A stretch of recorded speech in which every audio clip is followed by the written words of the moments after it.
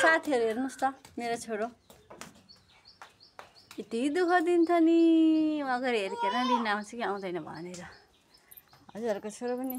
यसो गर्छ ल हेर्नुस् त खाली ल हेर्नुस् त कति खुसी भएको अब यहाँ पानी खेल्न पाएपछि यता अब लरोस् न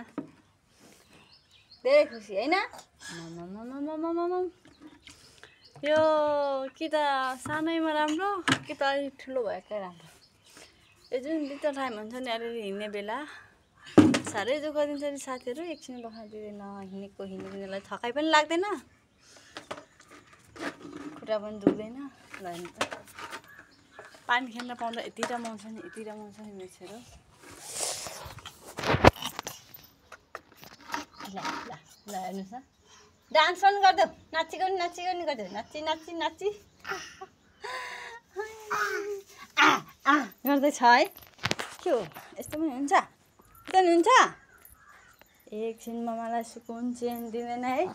ल बसेको छ फेरि भाग्यो भने कुर्छु नि मम्माले पा हेर्नुस् त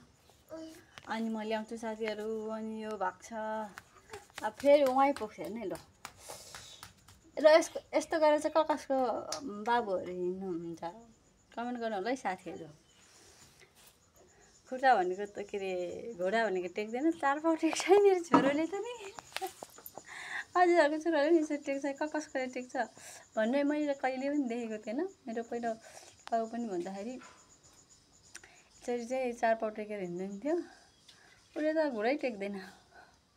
दुईटा खुट्टाको पाइताला टेकेर हिँड्छ साथीहरु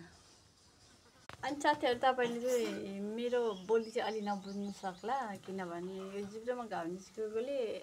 आफ्नो बोली आफूले बुझिरहेको छैन पुरै जिब्रो लटपटिरहेको छ के त्यही भएर घाउ निस्केपछि चाहिँ राम्रोसँग बोल्छु अहिले चाहिँ यस्तो साथीहरु मेरो नयाँ युट्युब च्यानल हो सबैजनाले साथ दिनु होला सपोर्ट गरिदिनु होला सब्स्क्राइब गरिदिनु होला युट्युब च्यानललाई माया गरिदिनु होला भन्न चाहन्छु च्यानलको नाम चाहिँ प्रिन्स खड्का है